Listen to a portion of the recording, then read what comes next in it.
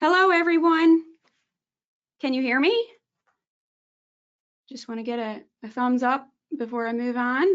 Make sure everyone can hear me okay. Excellent. All right. So, hi, everybody, and welcome to today's webinar, Understanding Musculoskeletal Injuries and How to Prevent Them. I'm Cheryl Osborne, Musculoskeletal Injury Prevention Advisor with the Prevention Services Department of Workplace NL, and thanks for joining us today. Just a couple housekeeping items before we get started. In the handouts section, you'll find a copy of this presentation as well as 3 more handouts, resources. One is musculoskeletal injury prevention tips for the body and mind and some related resources. Another is dynamic exercises, a couple of example routines for a warm-up activity prior to doing physically demanding or physical work. And the third one is tension breaker stretches. And those are stretches that can be used during micro breaks or at times throughout your day, your work day or work shift, where you may be experiencing some stress or tension, discomfort, and these stretches may help to alleviate some of those symptoms and discomfort and help you feel a little better. Also to prevent injuries. Asking questions, of course, is encouraged. So if you have a question, please type it into the chat box and I will respond to your questions at the end of the presentation. And if we do run out of time, then I'll answer them in an email. And at the end of the webinar, we're going to also be sending out an evaluation. So please complete that as it does help us to complete or develop, I guess, better and more valuable webinars. And you may also include any topics of interest that you'd like to see in the future as well for a webinar topic. And we will take a micro break at about a 30-minute interval, and I'll ask you to stand up and move around a little bit, and it'll just be for about a minute or so while I probably continue on with some of the content. All right, so for today's topics, essentially this webinar is providing some introductory information about musculoskeletal injuries, which we also call MSIs for short. So what exactly they are and the signs and symptoms, and so that you can understand if you may be at risk or potentially developing one, the impact of MSIs and the legislative requirements in our province for workplace parties around musculoskeletal injury prevention. We'll talk about the risk factors so that you will be able to recognize them in your own work and in your workplace, and also how to manage the risk factors and potential hazards that may be there. So we'll learn about ergonomics and its role in prevention, and we'll talk about some of the primary ergonomic principles and some practical controls to prevent MSIs. So musculoskeletal injuries, these are essentially injuries or disorders. It's an umbrella term for several injuries or disorders to muscles, tendons, ligaments, joints, nerves, and related soft tissue. So we've got fascia, our blood vessels. There's so many different soft tissues, which we kind of consider our connective tissues that support the skeletal system. So when there's issues with any of these particular body tissues, then it can really impact the way that body area and maybe some surrounding areas function, and they can wreak havoc on somebody's life, quite frankly. It includes things like sprains and strains and inflammation, and sometimes people think of sprains and strains as being fairly minor, but in fact, not necessarily the case. So many MSIs can be quite debilitating on a person's life and really affect somebody's quality of life. And they can become permanent if, unfortunately, when it comes to the development of those MSIs over time from the cumulative wear and tear that creeps up, when we don't address things early and the damage progressively worsens, then we could unfortunately get to the point where the damage may not be fully reversible. So they can wreak havoc on somebody's life. So we want to try to avoid that, and that's what this webinar is hopefully going to achieve today. to equip you with the tools to be able to prevent yourself from developing these types of injuries. So when it comes to MSIs, I alluded to some of them developing over time, and that is certainly a very common thing in our province. There's several MSIs developing over time from repetitive or prolonged exposure to the risk factors, which we'll talk about shortly. But certainly some MSIs can develop suddenly as well. So an acute injury, for example, probably the most common one that we might think of would be lifting something that was too heavy or excessively large and awkward to handle, and it was just too much for the body to take, and it caused an immediate back injury or shoulder injury. So there's those types of ones too, overexertions in lifting and handling, and they're very frequent. Actually, I'll just probably just say it now. They are, if you look at our statistics at Workplace NL, they are overexertions in lifting and all types of manual handling. The most common types of musculoskeletal injuries or cause for musculoskeletal injuries. However, it really comes down to, I guess, the information that comes in our claims forms. If you look at all the research and you have discussions with workers, it certainly goes without saying that many of these overexertions in lifting and handling has to do with not just the peak force or the high amount of force that caused the injuries, but is the result of a combination of risk factors. And a very common one with lifting and handling would be awkward postures such as bending over, so back bending or twisting while you're handling that external load. So that's a very common risk factor combination, is the lifting and handling, so force, in addition to awkward postures. So that can cause both acute as well as cumulative or chronic type injuries. But doing those activities over time, even if you don't get that acute injury and the symptoms or signs right away, it doesn't mean you're not doing damage. The damage can creep up and progressively worsen if you, for example, on a regular basis, lift and handle while using poor posture. So that damage can eventually lead to a full-blown musculoskeletal injury, or MSI. So in our province, we use the term musculoskeletal injury, or MSI, but I do want to make sure you're familiar with some other terms that are in this country and also that we still use here in our province. Soft tissue injuries is a very common one, and as I said, we'll often refer to them as sprains and strains or tears. Inflammation conditions are considered MSIs. In Ontario and many other places around the world, MSIs are also called musculoskeletal disorders, or MSDs. And there's a really nice resource, msdprevention.com. That's a website that comes from Ontario. It's a musculoskeletal injury prevention guide for Ontario workers. That's a really great resource for everyone, all around the world, not just Ontario, in regards to it having lots of helpful tools and information around MSIs, what they call MSDs, and how to prevent them, and assessment tools, and lots of resources for certain types of work. So it is important that you just be familiar with the fact that there's different terms used for MSIs, but really they're all referring to the same thing. It's that umbrella term for injuries or disorders to the soft tissues in the body. Overexertion injury, overuse injury, repetitive strain injury is another common term. All right, so signs and symptoms. Aches, discomfort, pain. So aches and discomfort may be earlier signs that eventually could lead to pain development down the road if we don't address the issue soon enough. Tenderness to touch, numbness, tingling sensations, tightness, stiffness, swelling, redness, muscle weakness, shooting or burning sensations, or even loss of strength or function of a body part.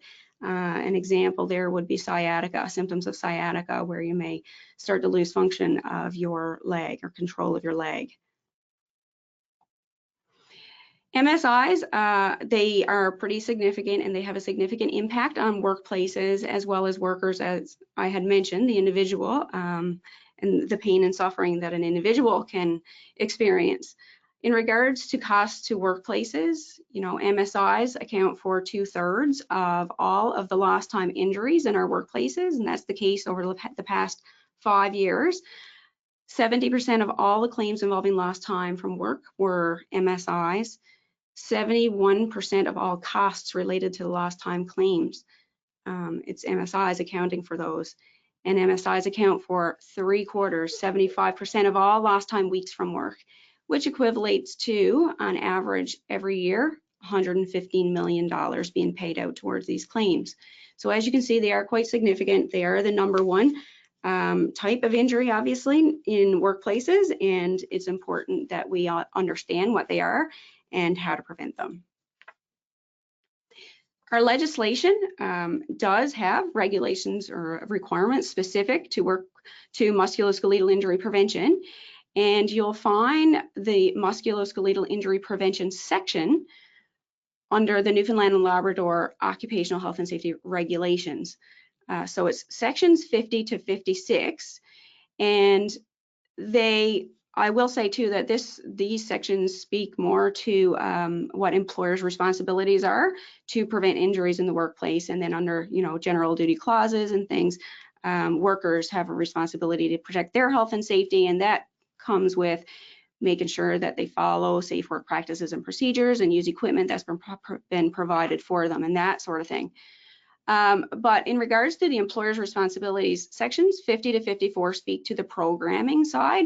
So it says that employers must recognize, evaluate, and control MSI risks in the workplace. So they have to recognize factors that may increase a worker's risk of developing an MSI, and then evaluate the risk and implement controls as necessary and appropriate. They have to educate workers. They need to make sure workers understand the signs and symptoms and the potential health effects. They need to make sure workers are educated in the risk factors so that they can recognize the risks in their own work, and also then need to have training in the control measures that are put in place to keep them safe and healthy. They must consult with workers throughout that process as well. And then there's sections 55 and 56, which are more specific. So seated or standing work and lifting and handling. And I'm not going to go into those sections specifically right now, but I do encourage you to review the regulations, which are free and available online. If you just Google, for example, NLOHS regulations, you'll get them right away. And the prevention section of this webinar will address a lot of the controls to help comply with sections 55 and 56. All right, so who's at risk? On the slide here, you'll see a graph at the top, or a chart of the top 15 occupations in Newfoundland and Labrador experiencing MSIs over the past 5 years. You'll see that, and this is not in order of most prevalent to least. So personal care attendants, licensed practical nurses and registered nurses, and visiting homemakers, that's 4 of the top 5 occupations that are in healthcare, healthcare related industry. And then you'll see light duty cleaners as being the #2 top occupation. So if you think about all the different occupations in our province, there's several, actually there's several thousand, but in regards to how our claims get analyzed and how the information that comes in on a claim gets inputted for data entry so that we can look at trends and that sort of stuff. All the occupations are sort of grouped into over 500 occupations, and these are just the top 15. And you'll see, with personal care attendants making up almost 18% of all of those occupations, that certainly speaks to the prevalence of MSIs among these workers. So janitors, caretakers, building superintendents as well, retail salespersons and sales clerks, ambulance, paramedics, heavy equipment operators except crane operators, grocery store shelf stockers and clerks, truck drivers, construction trades, helpers and laborers, food and beverage servers, public works and maintenance laborers, and auto mechanics, installers, and servicers. That's the top 15 in the province. But we have to be aware and understand that the risk factors exist in all professions and in all workplaces. So any of you sitting in on this webinar can certainly be at risk. And oftentimes people think of office environments or office workers when they think of MSIs and ergonomics. And if you can recall from that last chart there, office-related jobs, occupations didn't even make the top 15 in the province. So while certainly they happen a lot, they're prevalent among computer users, they exist in many more, and in fact all professions. So what are the risk factors? The 4 top ones are bolded because they are the more prevalent ones. They're the ones that are attributing to the vast majority of the injuries that are happening here. We'll go through each one of these one by one now. Forceful exertions is the force or effort, physical effort required to complete a job or a task. So it's essentially forces that act on the body to complete a job or task, and when those forces are high, or when we have to exert a lot of effort to complete a job or a task, it means that there's high force involved, and force is a risk factor for MSI. It can be high force, but it also, as I mentioned earlier, could be accumulation of exposure to the risk factors over time. So in regards to force, it could be lifting and handling on a fairly regular basis, not necessarily extreme heavy loads. You're not working to your maximum capacity, but you're doing it on a regular basis and probably not giving your tissues enough time for rest and recovery. So some examples of forceful exertions would, I think we would all be thinking about manual handling tasks like lifting, pushing, pulling, carrying loads, gripping objects, manipulating things, putting, doing fine precision type work, putting together products, putting pieces together, small little pieces that require us to have pinch grip. And that means there's high force among the little or tiny muscles and tissues in our hand and potentially upper arm. So that, even though we might not think of, manipulating objects, putting things together, those sort of things, small things, desk work or tabletop work, workstation work, where we're working with lots of different tools and pieces of materials, we might not think of force and we might not think of injuries there, but we have to think about those small muscles and how obviously they can't withstand as much force as larger muscles in the body. So small injuries, injuries to the small tissues in our hands can certainly occur as well from forceful exertion. Then we have awkward postures. So when a body segment is moved away from its natural, also known as neutral position. So I guess another word for that is our normal position. So if you look at the picture on the left side here, this is our neutral posture, or the more healthy posture that we can be in and work in. So when we do work activities, we have to recognize the fact that many of our activities are repeated, maybe several times a day or on a daily basis or on a fairly regular basis. So it's important that we do our work in more healthy postures, because in our most neutral posture, again, the reference point being, or the reference being the picture on the left side here, our muscles and tissues are in their most rested position. And that's so important for preventing MSIs, because when we're in our most rested position and muscles are not excessively contracted, it means there's good blood flow through the tissues. And blood is important, blood flow, because it sends oxygen and fuel and nutrients to the tissues and the veins by way of our arteries, and then our veins get rid of the toxins that build up in our tissues. So if we don't work in good, healthy postures, what happens is then we impact the blood flow, and so we restrict that supply of good nutrients, and we get a buildup of the toxins that can cause fatigue and gradual wear and tear and damage on tissues. So the picture on the right here of working overhead, you can see where the elbows are. They're at I'll say between chest and shoulder level, and that's definitely an awkward posture for the arms. When it comes to the your arms or your shoulders, a good reference point is where your elbows are in space when you're doing your work activities. You want to try to have your elbows as close to your body sides as possible. So if your elbows come in front of your body or behind or out to the sides, or you're twisting your elbows, those are awkward positions. And I should mention too that the shoulder is the second most common body part injured that experiences MSIs. So those are definite postures to be mindful of.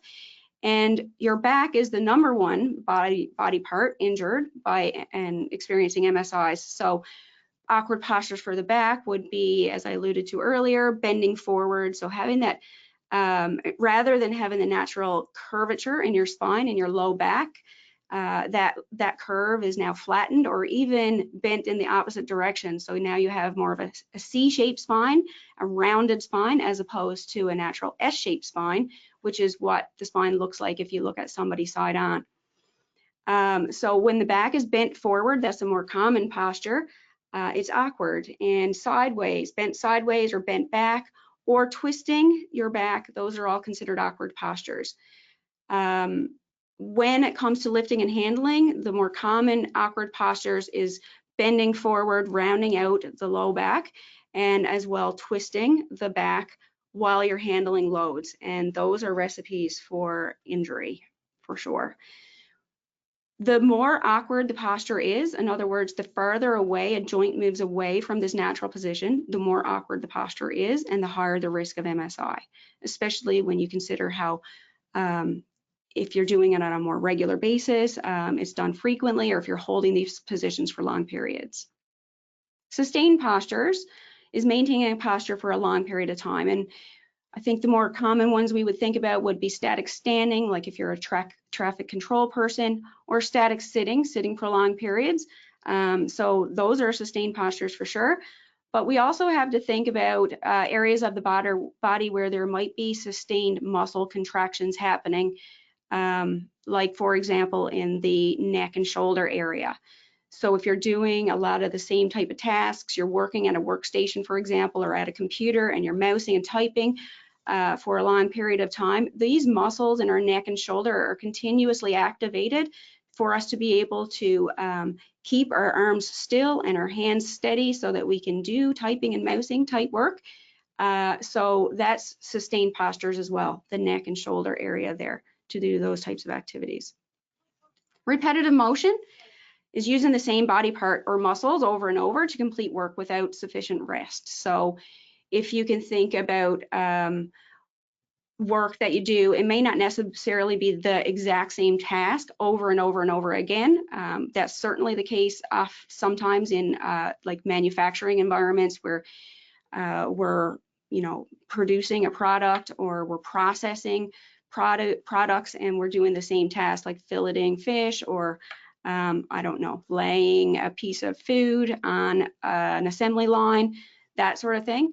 But it's not necessarily always the same task. It could be different tasks. So workers may be rotating between different tasks, but if the tasks still involve the same muscles and the same muscles are continuously being contracted, then that's an issue as well, and that would also be considered repetitive motion. Okay, so it's not just necessarily one task, but it's repeating the same motions and using the same muscles over and over, and the muscles are not getting enough rest to recover and repair. So the first four have been discussed already, and those are the more prevalent ones, and certainly the ones I want you to have a good handle on and to be looking for in your work and in your workplace. But I do want to mention these other four very, very briefly. Vibration, there's two types of vibration. One is hand-arm vibration syndrome, or body segmental vibration, and then the other would be whole body vibration.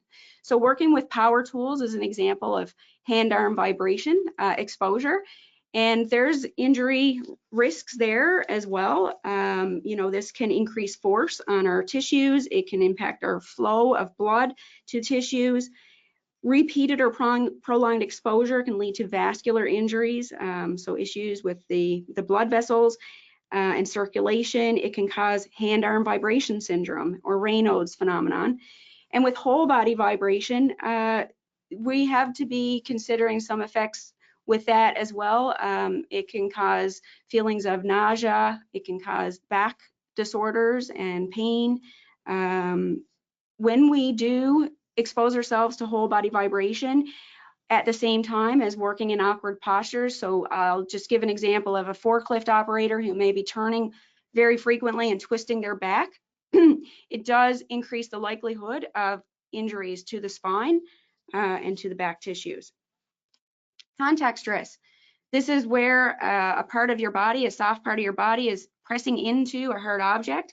So some examples might be resting your forearms on the front edge of your desk, or even on the front edge of your laptop if you are using a laptop. That's another common site, and that can cause increase the risk of carpal tunnel syndrome, as well as circulation problems in your hands. Holding a tool that has ridges or hard edges on its handles and is digging into the hand, kneeling to do floor work is another example of contact stress. So laying flooring, for example, striking an object with the hand like a hammer, leaning the stomach against a machine or a table edge. Maybe you're leaning in over a machine to access, it's a conveyor perhaps, and you're leaning in to access product quicker, when really we should be waiting for the product to come directly to you, so that you are not overreaching and having contact stress. Then there's extreme temperatures, so extreme cold as well as extreme heat. They can both decrease blood flow to working tissues. You can think about when you're cold, if you're outside in the winter and you're working in those elements, weather elements, and you're handling power tools, you can imagine the force involved to just control that power tool, like for example, a jackhammer. So you're going to have a good grip on that tool. But if your hands are cold and now you've lost or have reduced circulation in your fingers and your tactile ability, sensation is reduced, I guess. Now you're probably going to be gripping that tool harder to make sure you have good control of it. So it increases force demands. And with heat, if you're sweating, and your palms are sweating, then it can impact your ability to grip objects as well. And it may also increase force demands for gripping. Then inadequate lighting. We need proper lighting to do our tasks safely and efficiently.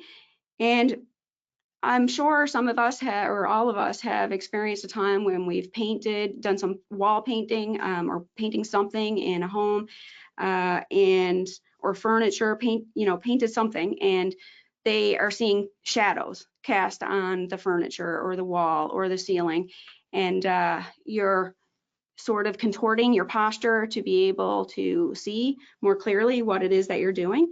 So that's just one example of how inadequate lighting can impact the body. It can actually expose us to more awkward postures, for example. And then, of course, strain on the eyes from glare, too much lighting, and that sort of thing. All right, so contributing factors. Those are the primary factors, I guess we'll say, but then there's also some contributing factors. And if we look at the way work is organized, you can see that, long shift schedules or really fluctuating shift schedules that's interfering with your circadian rhythm may cause you to be fatigued, and that can interfere with your ability to be alert when you're doing your work tasks, and now you may be less mindful of the postures you're working in. If you're lifting and handling loads, you may be trying to take the easy way out and lift more at one time and just take one trip instead of two trips and lighter loads and that sort of thing. Task schedule refers to if you're doing multiple tasks maybe, but the same muscles are being used to do these multiple tasks back to back to back. So we want to have a good variety of tasks in our work, in our jobs, and we want to be able to have frequent changes in posture from sitting, standing, and walking, moving around. Task pace, or work rate. So if we have to work at a very fast pace, and especially if these tasks are very repetitive. So if you can imagine placing something on a conveyor on an assembly line, and you're having to do this exact same motions, you know, every second or every couple of seconds, and it's going at such a speed that you cannot even take a moment for a little micro break to rest and get the tissues, get the blood flowing back to your tissues. That can increase your risk of injury. Work recovery cycles, speaking of that, so not having enough rest in between the work periods. So for example, doing the same activities over and over, or maybe doing physically demanding work for too long a period of time, and then not enough rest periods in between, or maybe not taking our regular scheduled breaks and just working through the breaks so we can leave earlier in the day. Things like that can increase the risk of MSI because the tissues are fatiguing and the tolerance of the tissues start to decline over time. We then have psychosocial factors, so high work demands and mental load increasing muscle tension and fatigue. And this is something that certainly is being researched more and more now. There's definitely a connection between psychosocial factors increasing the risk of MSIs, and also the MSIs increasing psychosocial, you know, stress and strain, and increasing, that's not the right way to say it, I guess, impacting our mental health by increasing stress and anxiety and that sort of stuff in our body. All right, I'm just going to ask everybody to stand and move for a moment while I continue on. Please take this moment to try and stretch out your limbs, you know, even if it's just shaking your legs and arms for a moment to get the blood flowing back. At least stand up out of your chair and have that change in posture. In fact, after 20 to 30 minutes of sitting, you're certainly not doing your body any help at all. There's blood pooling in your lower extremities. There's increased fatigue and strain on your back tissues. So we want to be having regular changes in posture. Maybe you might want to do a little stretch, like reaching your arms up over your head and interlocking your fingers, and then turning and putting your palms up towards the sky, and reach for the sky. Stretch out your back, and then relax with your arms on your side, and maybe do a couple of those for a moment while I continue on, just in the interest of time. All right, so there's another contributing factor, and that's personal factors. So that's things that workers bring to the table, I guess we'll say, that may negatively impact or positively impact their risk when it comes to developing MSIs. Fitness for work. So some work is quite demanding on the body.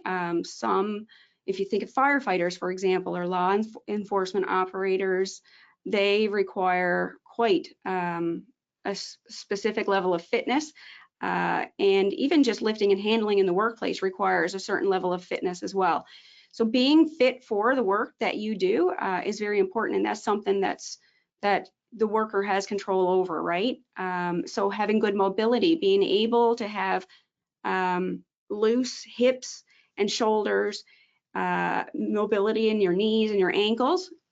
Those particular joints allow us to be able to use good movement patterns when we're doing those types of activities like lifting and handling and such, and having to get into awkward positions and that sort of stuff, where if we're able to bend at our hips and use our legs more, use the power muscles of our legs, well, then we're putting our back at a much reduced risk of injury. We're saving our back. So having good mobility about those joints is important.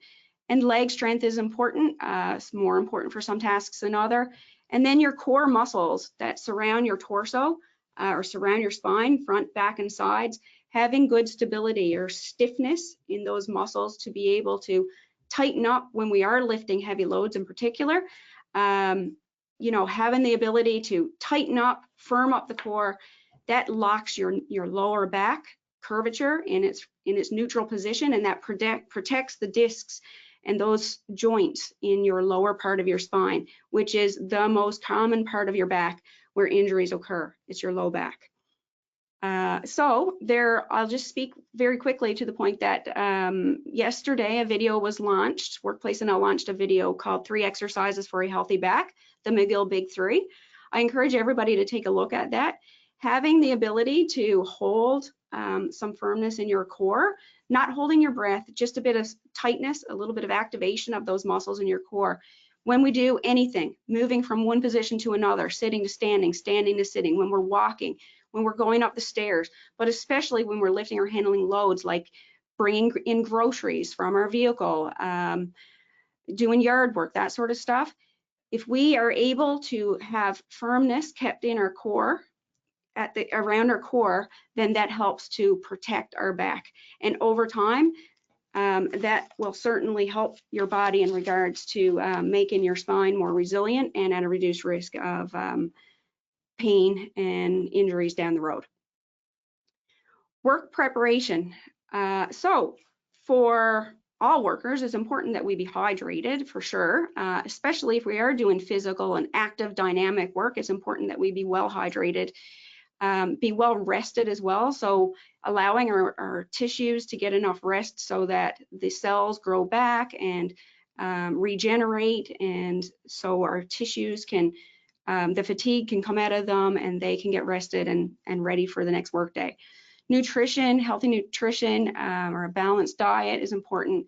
And for people who do active work, doing a pre-activity warm-up is also important to prepare your body for the physical work that's about to unfold.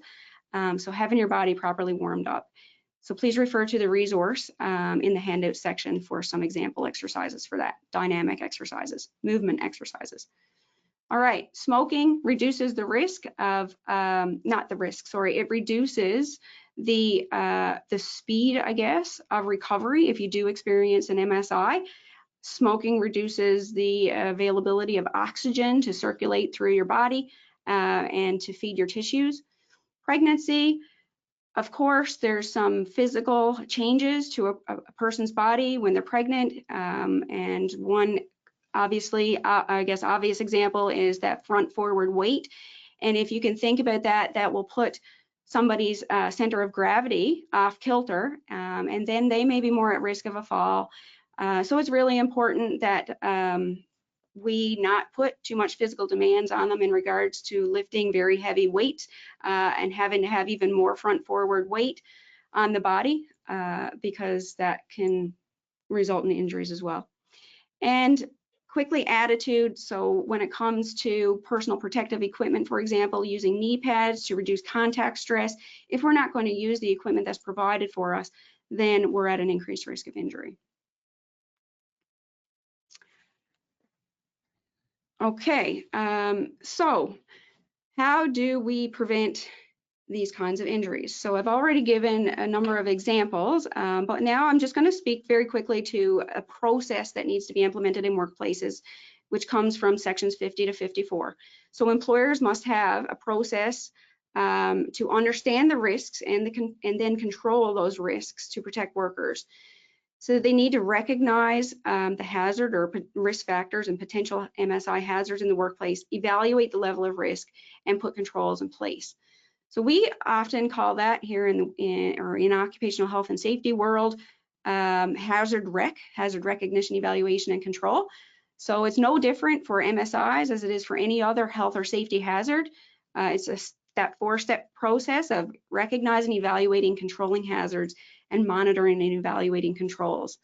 When it comes to evaluating the level of risk, actually, first, I'll just hold off on that part. I'm just going to jump to step 3 for a moment. When it comes to controlling the hazards, it's the same, again, as any other health and safety hazard. We want to use the hierarchy of controls to try and first eliminate the hazard where we can, or engineer out the risks, the hazard, so that we don't have to rely on workers having to use proper, procedures, follow procedures, and have to put a lot of employers having to put a lot of safe work practices and procedures in place. If we could just eliminate and control the hazards the best we can through engineering, then it certainly reduces all of the work that's needed in regards to developing and training on safe work procedures.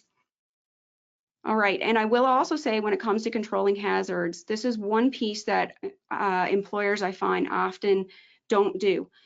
Trialing the controls and getting the workers' feedback. before they just consider it a permanent thing. It's done, we've addressed it, let's move on. Even when it comes to the office environment, chairs, most suppliers will allow an employer to use a chair for a week, try it out, have the worker try it out and see if it is the right fit for them doing their work activities, and if it's comfortable on their body before you actually purchase that chair, okay? All right, so when it comes to evaluating risk for MSI, it can be a little complex for people who don't have a real good understanding of these injuries and what causes all the different types of injuries and disorders that can develop from those risk factors. So I guess to streamline it a little bit, try to focus on these 4 things. When you look at each individual risk factor, like force, for example, awkward postures, what is the magnitude of it? If the posture is very, very awkward, or if the force is very high because you're lifting a heavy load, or the load is quite awkward, you can't get a good grip around it, your arms are away from your body because it's large, and so now your shoulders are in a very awkward position. Well, the higher the magnitude or intensity of the risk factor, the higher the risk of injury, and that goes with all of the risk factors. We want to look at the duration of exposure to each risk factor. So the more someone's exposed to any of those risk factors, the higher the risk. The more frequency, the higher the risk. So it's not just about how often throughout the workday, but it's the total duration throughout the workday and over the work week, in the month, in the year, and that sort of thing. Also, the risk factor combinations. So again, speaking to the lifting with the awkward postures, when you have combinations of risk factors, typically the risk is going to be higher. When it comes to lifting, the risk is going to be drastically higher if there is bending or twisting, and especially if both are happening while you're lifting objects. There are assessment tools to help with assessing the level of risk, and the one on the screen here is something that anybody can use. It's if you just went on to Google, for example, and typed in WorkSafe BC lift lower calculator. This is an online tool where you enter, if you have a lifting scenario, it's something you're lifting and on a regular basis and you're not sure if you're at a higher risk of injury, you can input information like what the weight of the load is, where your hands are in the most extreme position, if you're twisting your back or not, how many lifts or lowers you're doing per minute, and how long are you exposed per hour or per day. And you hit calculate, it'll give you some results, and it'll tell you whether or not the weight is higher than what the limit should be, considering all of those factors that you inputted, or if it's at this right light weight, and that'll indicate whether or not your risk is high, low, medium, that sort of thing, okay? So in this case here, it says the task poses an increased risk of lifting related low back injury, because the actual weight was 20 pounds, whereas the limit was 17 for that particular task. And WorkSafe BC also has what's called a musculoskeletal injury risk assessment worksheet, which this is a snapshot of it here at the picture on the screen. And it looks at several of the risk factors for MSI and will help you evaluate the level of risk from low, moderate, and high, okay? There's a lifting calculator embedded into this worksheet as well. They also have a guide to help you with instructions on how to use the worksheet. Finally, with the risk assessment tools, I just want to say that msdprevention.com, that website I referenced earlier, the Ontario website, it does have an extensive library of assessment tools. I believe there's 48 tools in total. And you can use tools based on the type of work that you want to assess. You can select tools based on your level of knowledge in ergonomics. So if you want to do in-depth or just preliminary observational, for example. So that's a good website I'd encourage anybody to check out.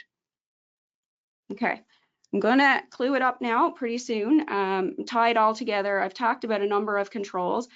I just want to speak for a moment around what ergonomics is, because I've said that a few times now, and you may not be familiar with that term and what exactly it means. I guess the most simplest way to describe ergonomics is it's the practice of fitting a job or a task to the person who's doing the job or the task, and it's not the other way around. So we know that every individual is different. We're unique in our own ways. We have different strength abilities. We have, you know, some of us might have other types of physical limitations. We have different heights. We have different lengths of body segments, for example. So expecting several workers to go into one work area and work the same and to have the same level of exposure to MSI is not realistic. We have to consider the differences in people.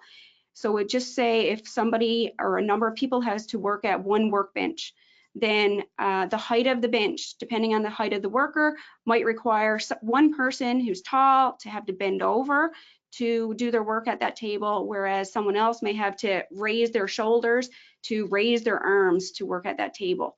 So ergonomics is about finding a good match between the work, the tools you use, the furniture you use, the environment you work in, and creating a good, healthy environment for the worker to work in to reduce exposure to all those risk factors like awkward postures and too much force, etc. And generally we do that. This is sort of like the hierarchy of controls. When it comes to ergonomics, workplace design is really where it's at. If you can design a workstation or a work area or a piece of equipment that someone has to use to reduce the force demands and the postures that are the awkward postures that someone has to use, for example, then you're already in a good place in regards to preventing MSIs. But when there's still some residual risk, we then have to look at work organization, and this comes down to being creative about how someone does their work.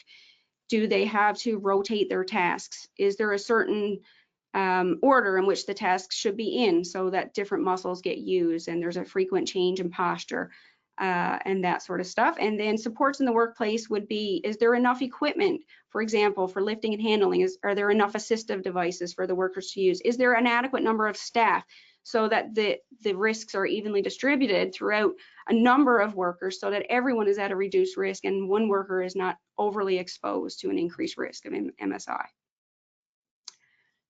The primary principles of ergonomics in regards to design is you want to design areas, work areas, so that items are within easy reach for you. You're working at proper heights, excessive force is prevented, and excessive motions are prevented. So there are different reach zones that this is just some design factors that employers would need to consider. Things that workers use most often would need to go into that primary working zone so that the elbows are close to the body and the back is upright and you don't have to bend forward to access your supplies, be it a computer environment or any other type of workstation. Oops. This zone here would be considered the tertiary zone or occasional zone. We should not be working very often in this position. So rather than waiting for things, rather than reaching for items, workplaces should be designed so that items come to the worker. And you'll have a copy of this presentation, so I'm not going to go through the details of this slide. I just want to point out the main point, which is when you look at the heights of your work surfaces, you'll see the three pictures here of somebody stood at workstations and the table is at different heights. So if you have to do heavy work where there's downward demanding forces, for example, the table should be lower so that you can do those activities and put your own weight into the activities without having to be in a real awkward posture.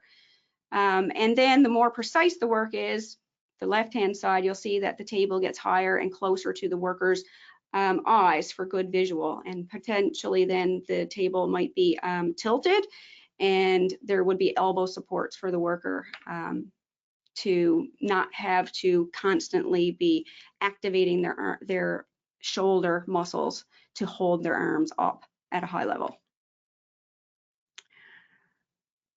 The power zone is your best zone for lifting loads. So in your workplace, try to store things that are accessed often, the larger items and the heavier items in that green zone.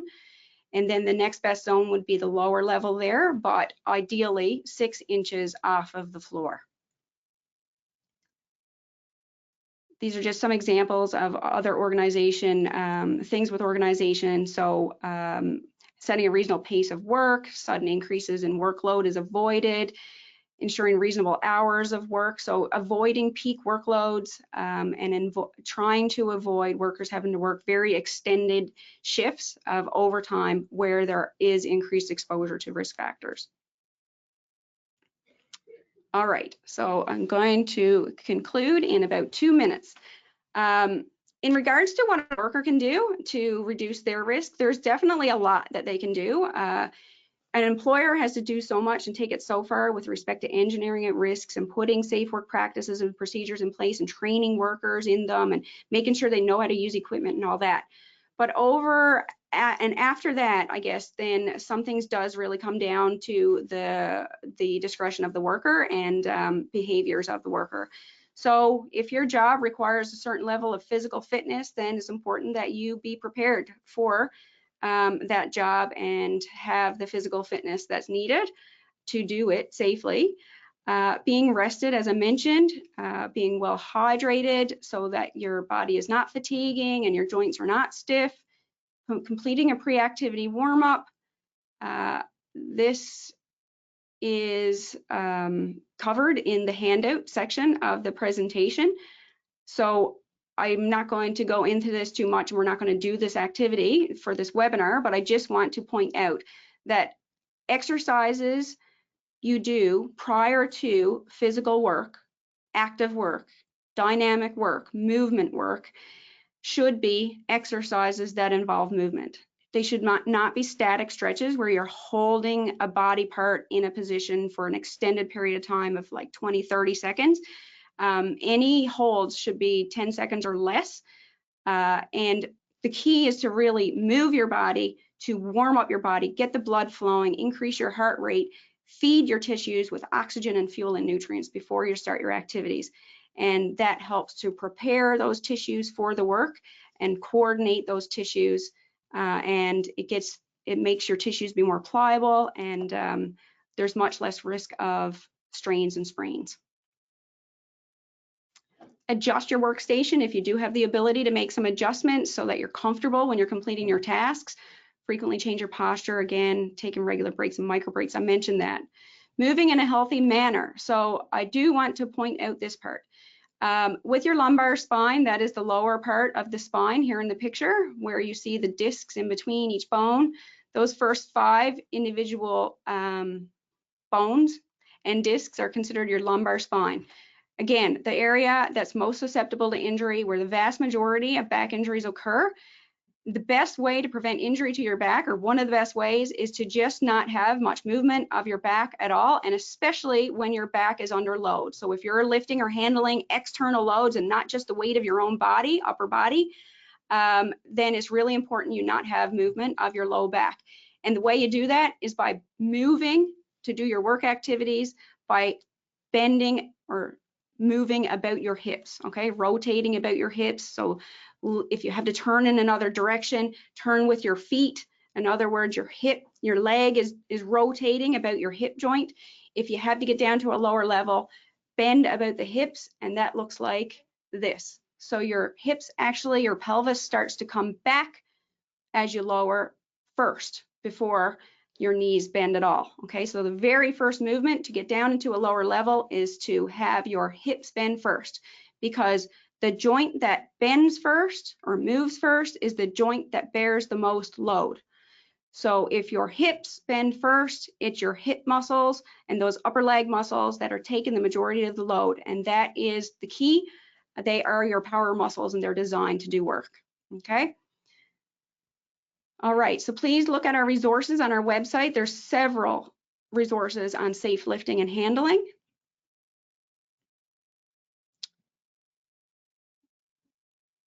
And I've already mentioned about avoiding back bending, twisting, and bending and twisting your back.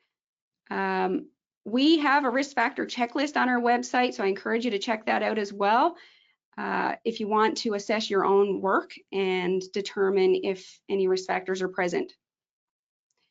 We also have a free self-paced course, online course called Introduction to Musculoskeletal Injuries. Don't let the word course intimidate you. There's no exam in the way of, you know, something's going to go back to your employer and you're going to fail something. You can take this course as many times as you want and answer the questions and until you pass, you know. So there's no issue, there's no pressure there whatsoever, and it is self-paced. You can stop and go back into it at several different times, and in total it should take about 2 hours to complete from start to finish. You access via the certification training registry. All right, I just want to show this picture and put some things together into practice now in regards to design and work organization and supports for the workplace and that sort of stuff. So some potential controls for a worker who may spend a lot of their day doing housekeeping type duties, they're cleaning rooms, changing beds, that sort of thing. That can put, you know, they can be done with awkward postures for sure, and I'm sure is commonly done using awkward postures. And it's also a task we have to do at home. So if you think about how many beds a housekeeping type related occupation worker might do, that can be quite repetitive over time. So repetitive awkward postures and exposure to force or contact stress, maybe kneeling on your knee and that. So for making beds, a couple of points, couple of tips would be, rather than leaning over the inside or over the bed to reach the inside and, I don't know, spread out the sheets, for example, walk around the bed, bend about the hips, so your hips and your knees bend, and so you're sort of doing like that partial squat or partial lunge technique, lifting technique to get down to a lower level to work on the sheets. If you're taking off sheets, maybe start at the pillow up at the head and walk your way down to the bottom of the bed by just, you know, rolling or carrying the sheets down, rolling it down as you go. So you roll the sheets down to the bottom of the bed, turn and go around the bottom of the bed, and then turn and go up to the other side head of the bed.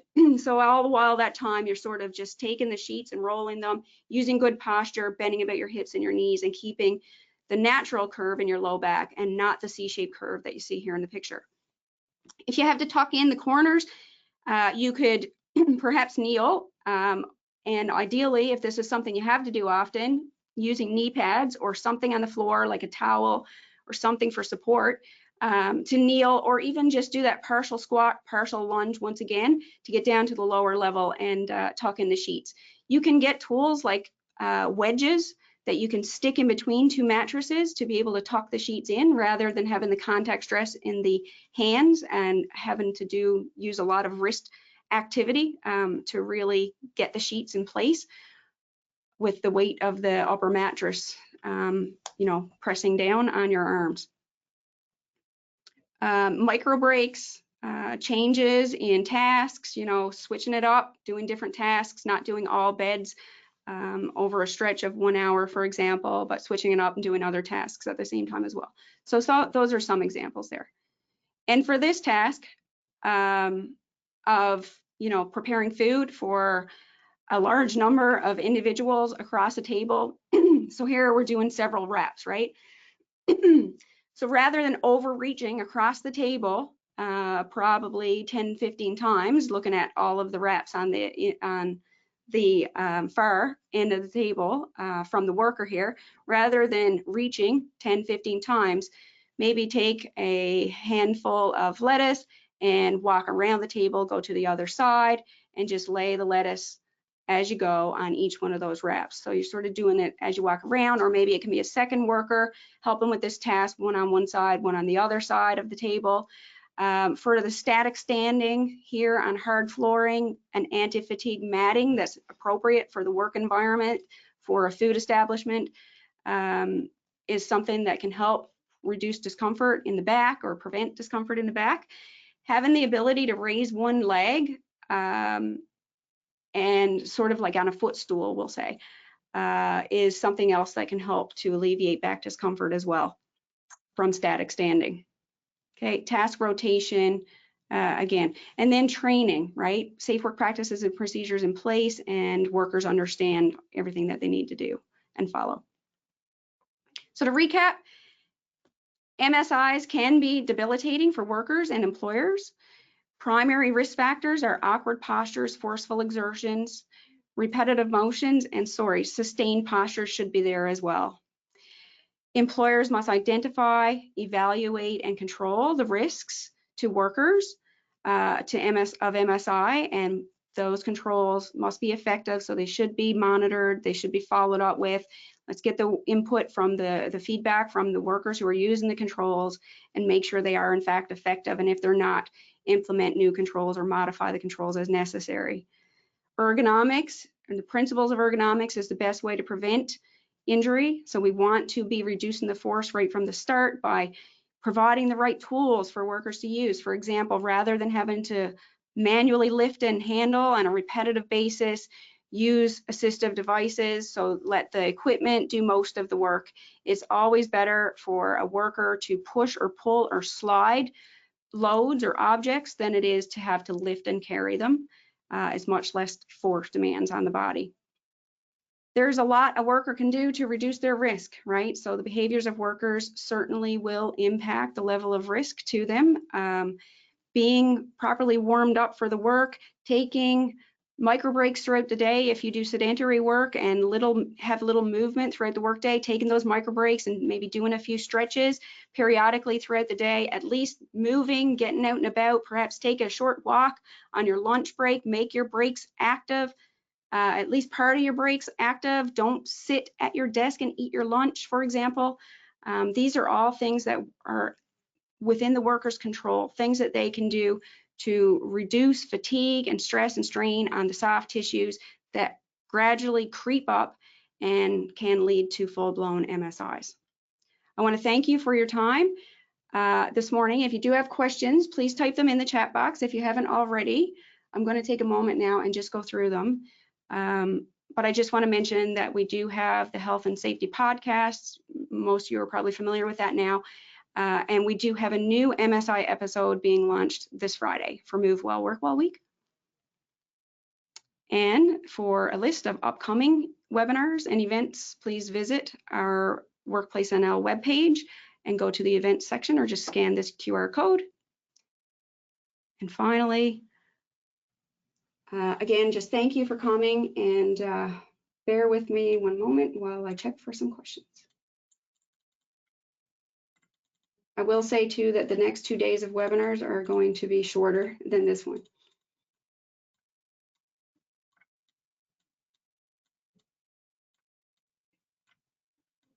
No questions so far.